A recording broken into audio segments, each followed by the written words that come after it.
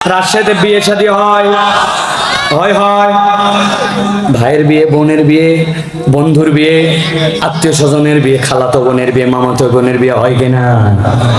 এবার একটু Milan Milan. ইসলামের বিয়ের মধ্যে মৌলিক বিধান তিনটা। কয়টা?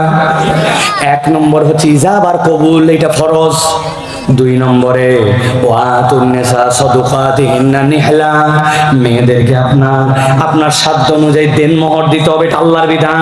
তিন নম্বর বিধান হচ্ছে আউলিম ওয়ালাউ বিশাতিন, একটা যদি ছাগলের বাচ্চা হয় ওইটা দিয়েও আপনাকে অলিমার অনুষ্ঠান করা লাগবে।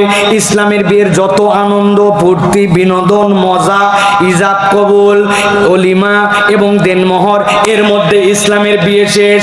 কম খরচের বিয়ে, বরকতের বিয়ে, ইসলামের বিয়ের আনন্দ আছে, ফুর্তি আছে, দব বাজানো আছে, মজা করা আছে, অপরকে জানানো আছে, কিন্তু আল্লাহ এই বাউন্ডারির মধ্যে শেষ করে দিয়েছেন। বুকে হাত দিয়ে উত্তর দেন, আপনার আমার রাজশাহীতে বিয়ে শাদী কি এইটুকুতেই শেষ না আরো কিছু আছে? কি আছে ভাই? 4 দিন আগে হলুদ সন্ধ্যা, 3 দিন আগে মেহেদি সন্ধ্যা, 2 দিন আগে ডিস্কো সন্ধ্যা, 7 দিন আগে এলাকার সবচেয়ে ভালো ভালো ডেক নিয়ে যাইয়া ওই বাড়ির সামনে ছাদের উপরে লাগায় দিয়া ইংলিশ মিউজিক দিয়া এলাকা উত্তেজিত করে।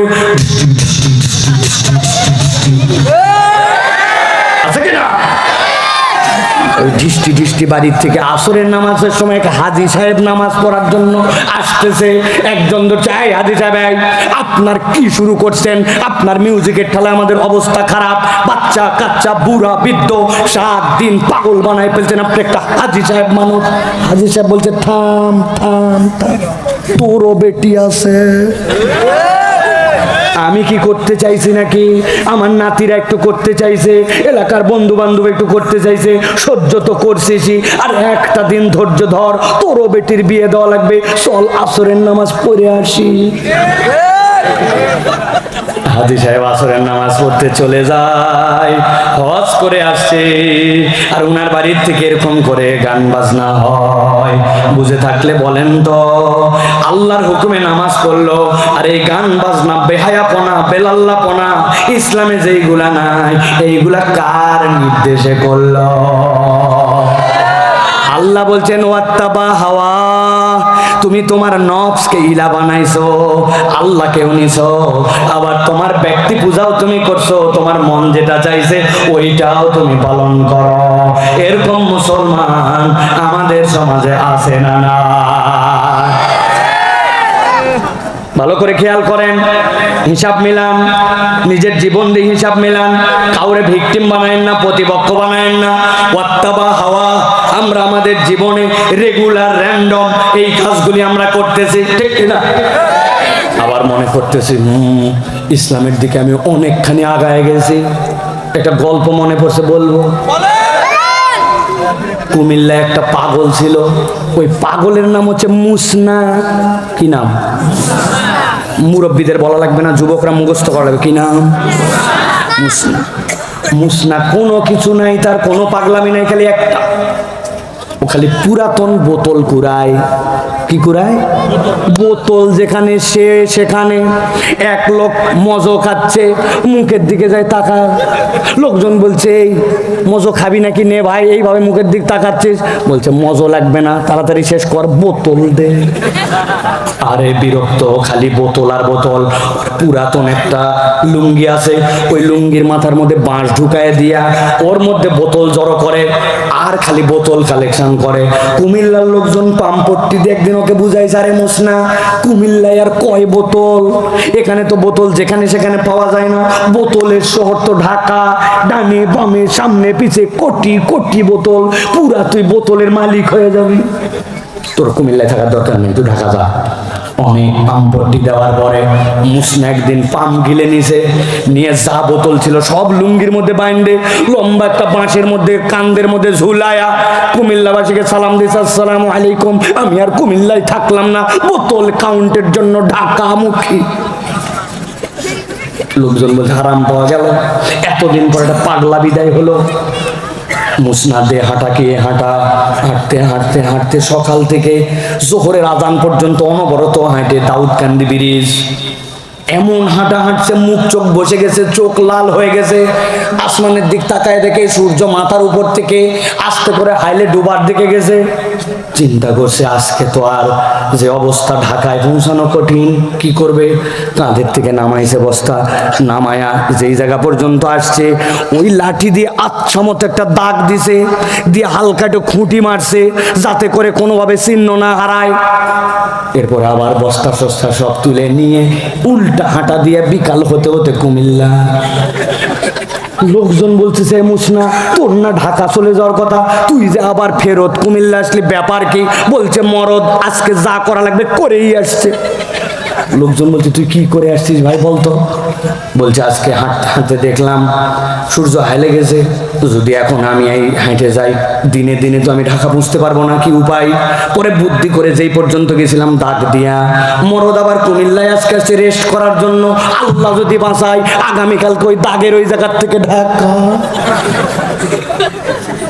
বুঝে থাকলে বলেন তো ভাই, এই পদ্ধতিতে যদি দুপুর পর্যন্ত আঁক দিয়া বিকালে যদি আবার ব্যাক করে কুমিল্লায়, আর বলে আমি আগামীকালকে ঢাকা, কিয়ামত হয়ে গেলেও ঢাকা পাবে। আর কথা বলেন পাবে। এই পাগলের কথা শুনে হাসি লাগলো না মজা লাগলো? নিজের জীবন দিয়ে মিলান, এর থেকে বড় এক একটা পাগল আমরা হয়ে আছি।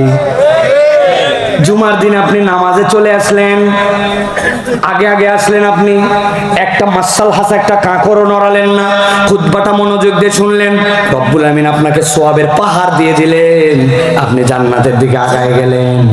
কিন্তু আসরের নামাজ আপনি পড়লেন না, মাগরিবে আসলেন না, ফজরে সারা দিলেন না, সপ্তাহে আর নামাজের দিকে আসলেন না। একটু বিবেক খাটায় ঠান্ডা মাথায় একটু মনটা উজাড় করে দিয়ে চিন্তা করে দেখেন, জুমা পরে আপনি কত দূর জান্নাতের দিকে গেছিলেন, আর সপ্তাহের নামাজ বাদ দিয়া আপনি আবার জাহান্নামের দিকে কতটুকু আগালেন।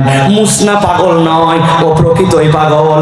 আসলে মুসনার রূপে আমরা প্রত্যেকেই এক একটা পাগল হয়ে আছি। কথা ঠিক না? আপনি নামাজ পড়েন, আপনি ইসলাম পছন্দ করেন বলছেন, কিন্তু আপনার মুখ দিয়ে অনবরত মিথ্যা কথা বের হয়। চায়ের দোকানে বসলে আপনি গীবত করেন, আপনার মুখ দিয়ে ফাউল কথা বন্ধ হয় না।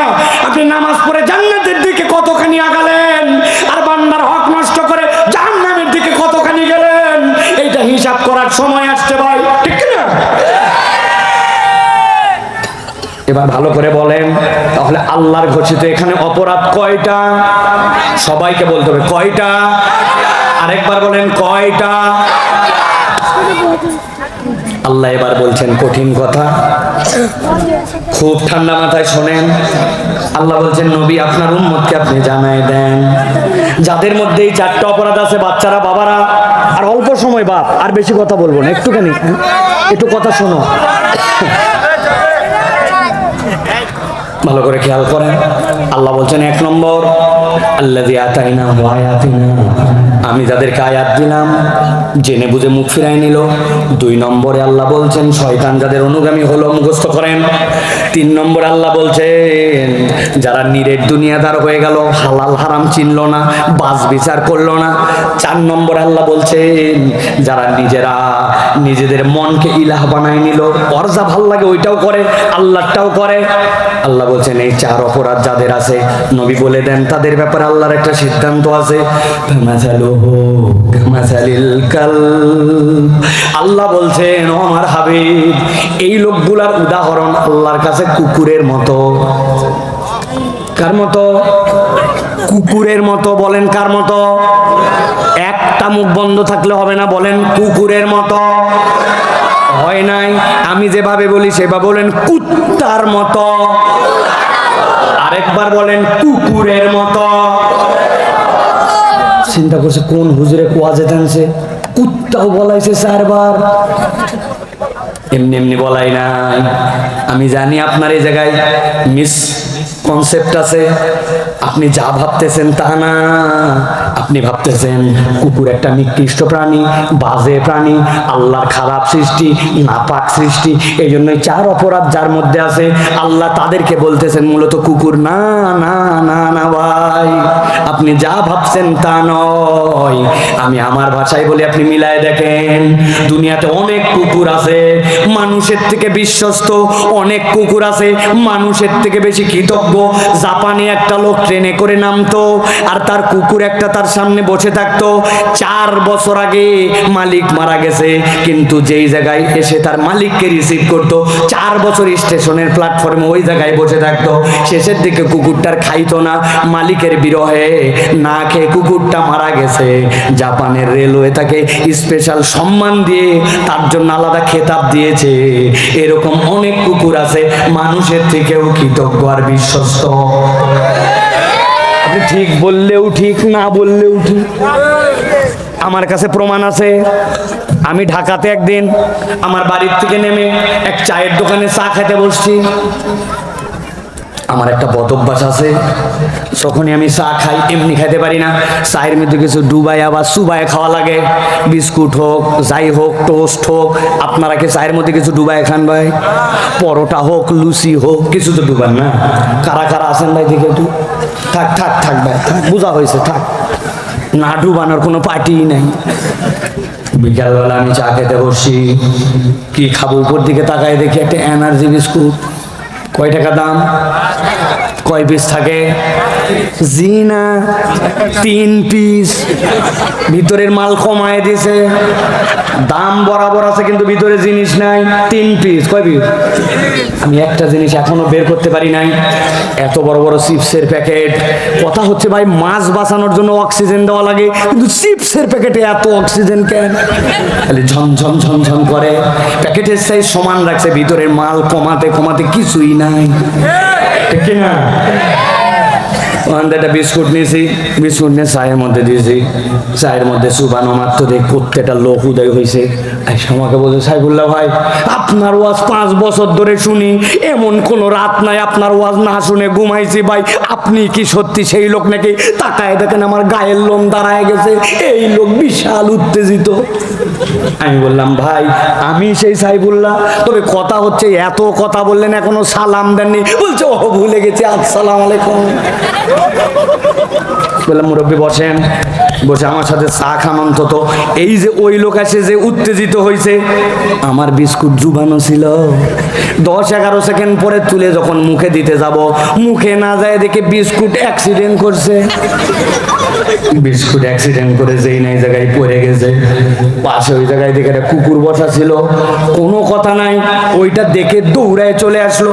আমি পা সরাতে দেরি, ওই জায়গায় মাথা নামায়া বিস্কুট যেটা পড়ছে 2 টান দিয়া বিস্কুট খাওয়া শেষ। ওই দিনের মতো সোয়া 2টা বিস্কুট খাইয়া আমি আমার চা খাওয়ার পর্ব শেষ করছি। পরের দিন ওই দোকানে এসে আবার চা খাওয়ার জন্য বসছি। যেই না বসছি দেখি কোত্থেকে যেন একটা কুকুর আসছে। আসার পরে লেজ নামানো, মাথা নিচু করা, আমার গায়ের দিকে চয়ন। দোকানদারকে বলে, দোকানদার গায়ের দিকে ঠেকান। বলছে, হুজুর আপনাকে ডিস্টার্ব করার জন্য আসে নাই। তাকায় দেখেন ওর লেজ নামানো, ওর মাথা নিচু, কানগুলা সামনে দেওয়া। গতকালকে আপনি ওরে যে বিস্কুট খাওয়াইছিলেন, ওইটার কৃতজ্ঞতা জানানোর জন্য দেখেন পিছনটা নড়ায় চড়ায় আপনাকে শুকরিয়া জানাচ্ছে। আমি রাজশাহীর মুসলমানকে জিজ্ঞাসা করি, বলেন তো ভাই, যেই কুকুর আজকে লেজ ডাউন দিয়া মাথা নিচু করে আমাকে কৃতজ্ঞতা জানায়, গতকালকে ওই কুকুরটাকে কি আমি বিস্কুট খাওয়াইছিলাম নাকি বিস্কুট পড়ে গেছিল? কথা বলেন, বিস্কুট খাওয়াইছিলাম না বিস্কুট অ্যাক্সিডেন্ট করছিল? পড়ে যাওয়া বিস্কুট চেটে খেয়ে 24 ঘন্টা পরে কুকুর কৃতজ্ঞতা জানায়। কিন্তু আপনি এরকম মানুষ আপনার আশপাশে খুঁজে পাবেন, তার বিপদে টাকা হাওলাত দিয়েছেন, এরপরের থেকে টাকা ফেরানোর খবর নাই। তার বিপদে আপনি আগায় আসছিলেন, এখন আপনার প্রয়োজন, আপনাকে চেনে না। তার যেই সময় কেউ ছিল না, আপনি তার পাশে দাঁড়ায় গেছিলেন। আজকে তার কিছু হয়েছে, আপনাকে আর চিনতে পারে না, উপকার তো করে না, সুযোগ পালে উল্টা আপনাকে বাঁশ দিতেও ছাড়ে না। আল্লাহ বলছেন ফামাসালু কামাসালিল কাল, ওই লোকের উদাহরণ কুকুরের মতো। কেন? আল্লাহ বলছেন অকৃতজ্ঞতার জন্য নয়, সে তো মানুষের থেকে বেটার প্রাণী অনেক সময় হয়ে যেতে পারে। কেন তাহলে? আল্লাহ বলছেন, গভীর মনোযোগে খেয়াল করেন, ইন তাহমিল আলাইহি আলহাস আও তাতরুকু আলহাস যালিকা মাসালুল কওমিল্লাযীনা কাযাবু বিআয়াতিনা ফাকসুসিল কসাস লাআল্লাহুম ইয়াতাফাক্কারুন।